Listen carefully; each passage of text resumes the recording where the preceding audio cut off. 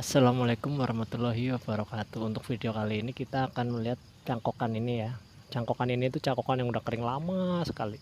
Udah berbulan-bulan nih kering. Nah, itu terlihat dari sini. Tanahnya tuh udah kering putih dan bahkan udah ada kutunya ini di sini ya. Nih putih-putih ini. Nah, ini putih ini tuh kutu nih. Ya, jika kita lihat sekilas lebih dalam tuh itu ada kutu putihnya ini ya. Ya, kutu ini. Nah, bagaimana kondisi cangkokan ini bisa terjadi seperti ini tuh karena tidak pernah disiram. Satu itu, keduanya kemarau yang panjang pada tahun ini menyebabkan kekurangan air di tempat kami sehingga kami memprioritaskan menghidupi tanaman induknya. Tanaman induknya yaitu ini, tanaman inangnya.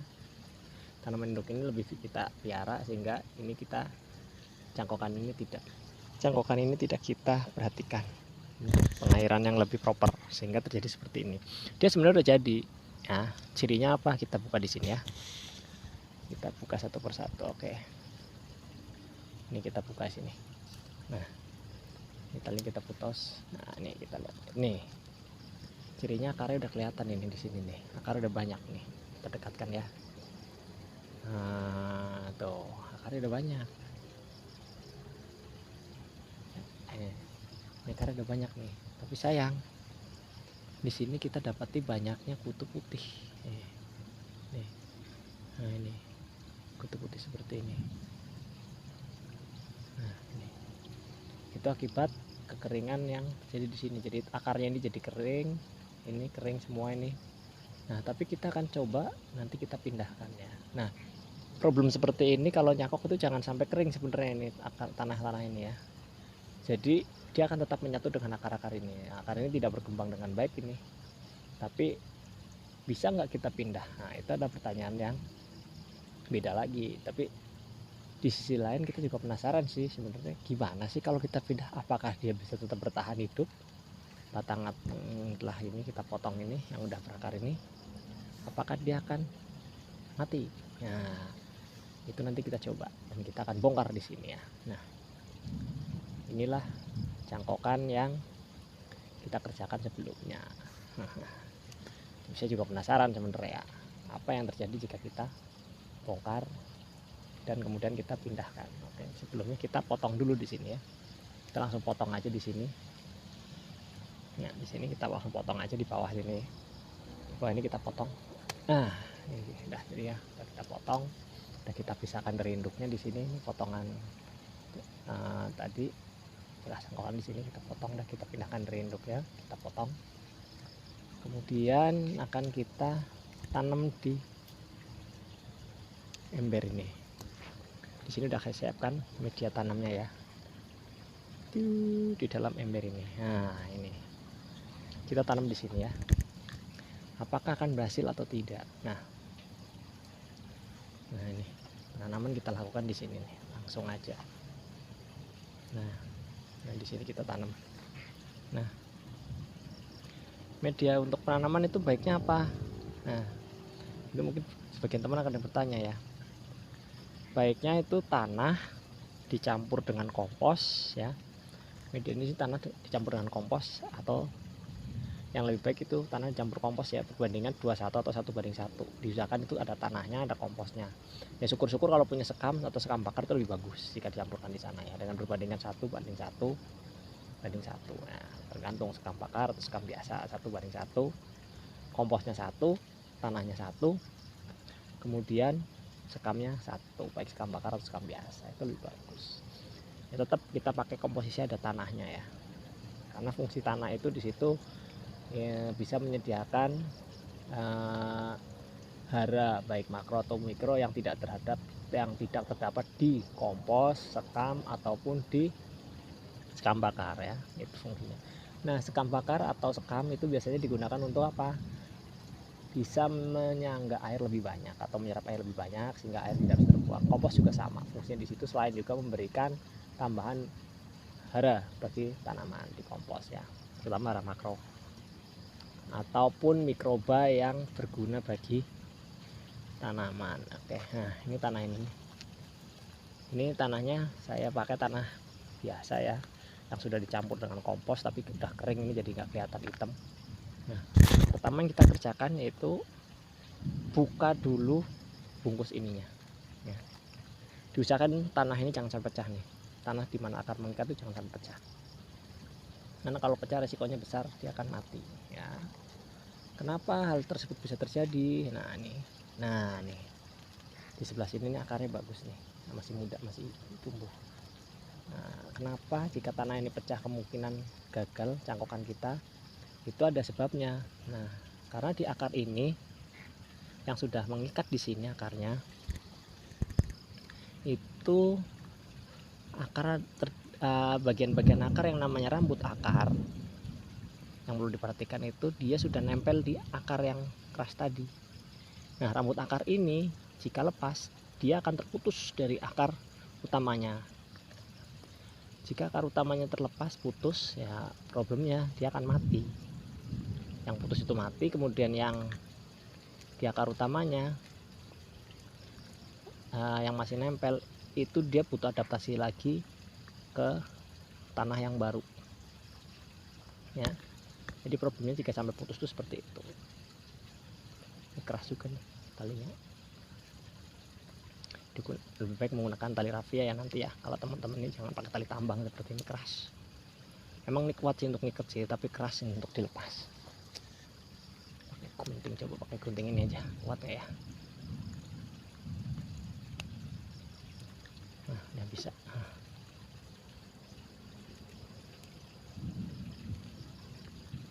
Jadi dulu saya pakai maaf ini kameranya, letoy kameranya ini maaf kameranya lepas tidur.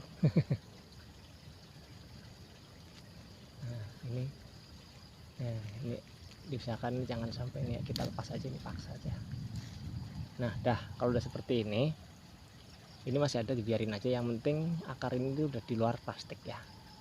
Nah, kita bisa langsung tanam aja di sini. Nah, kita tanam di sini ya sampai benar-benar teruruk dia. Nah, pastikan dia benar-benar teruruk, dan dan satu lagi, tanah yang tadi di sekitaran akar itu tidak lepas, tidak pecah. Itu pentingnya tanah itu tidak pecah, karena tadi seperti saya jelaskan di awal bahwa tanah di sekitar akar itu jangan sampai pecah. Yang membungkus tadi diusahakan jangan sampai pecah, agar tanaman yang baru kita pindah ini tidak terlalu ngalamin stres ya. Ini tidak terlalu stres. Jika dia pecah nanti kan stresnya lebih lama, karena rambut-rambut akar yang ada di dalam bagian stek tadi itu akan terlepas dari tanah, sehingga dia akan stres lagi ya. Jadi untuk menghindari stres bisa dengan cara seperti itu. Akar yang mengikat, yang sudah berikatan dengan tanah yang untuk cangkok, diusahakan jangan sampai pecah atau putus. Itu akan menyebabkan stres pada tanaman yang sudah kita potong ini ya. Nah, yang berikutnya lagi yang perlu kita kerjakan adalah,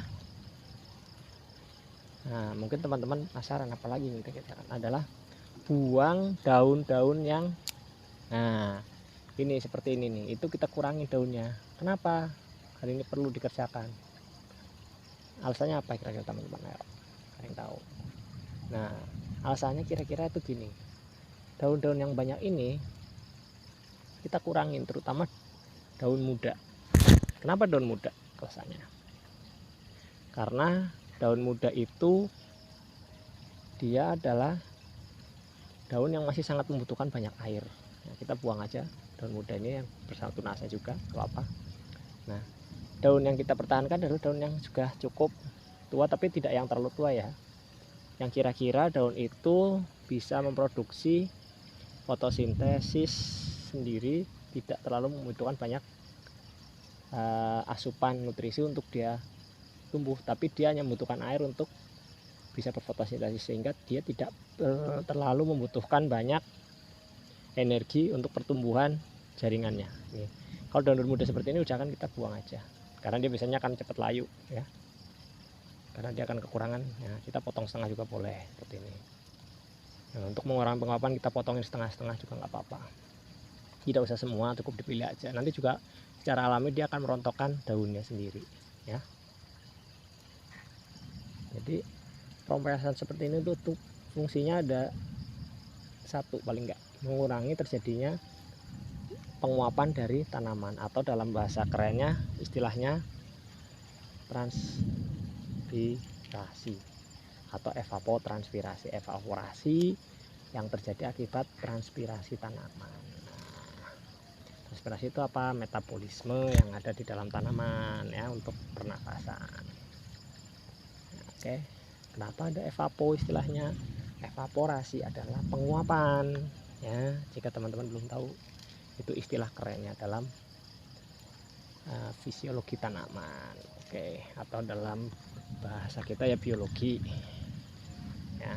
Nah, ini kita potongin setengah-setengah, kalau perlu juga kita kurang-kurangin. Nah, setelah ini juga kita kurang-kurangin setengah deh. Nanti juga setelah 2-3 hari biasanya akan 1 minggu tuh akan kelihatan jadi atau tidaknya ya, kondisi cangkok yang ala kadarnya tadi yang sudah terkena kutu putih di akar langsung kita tanam. Nah, setelah kita kurang-kurangin seperti ini, apa yang selanjutnya, langkah selanjutnya yaitu kita siram tanaman ini ya dengan air secukupnya.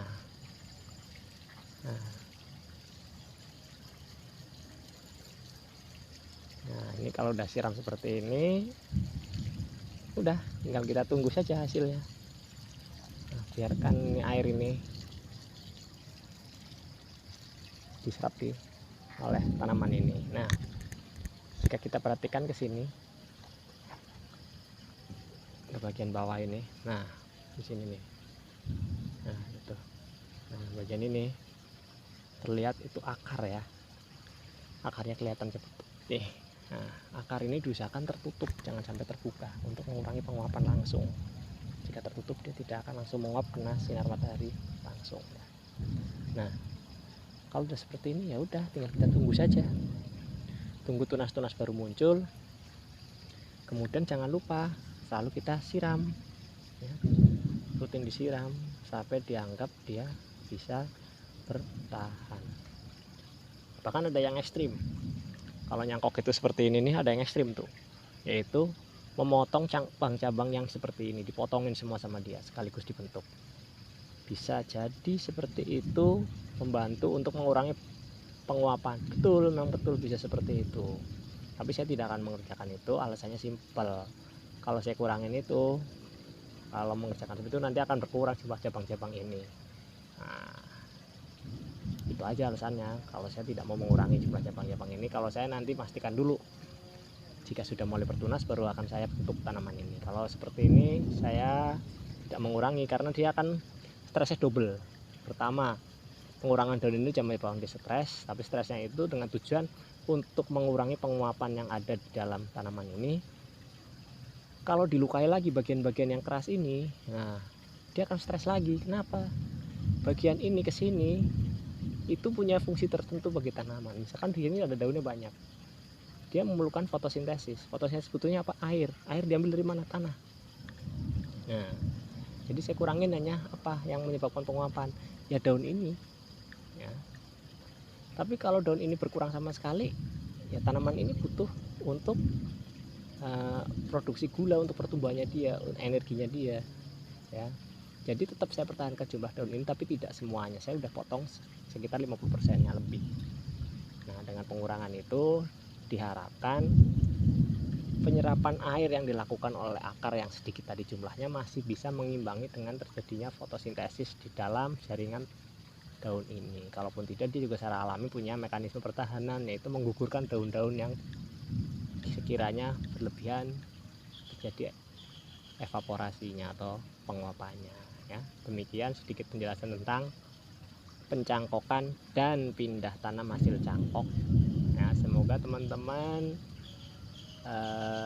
bisa terjawab sebagian pertanyaan-pertanyaan selama ini masih dipikirkan, dibingungkan ya. Sedikit ilmiah tapi tidak terlalu dalam sini ya, penjelasan ringan saja. Nah, jika teman-teman ada yang tertarik lagi, silahkan komen di bawah, atau kita ada pertanyaan, silahkan kita berdiskusi di bawah, kita belajar bersama teman-teman. Oke?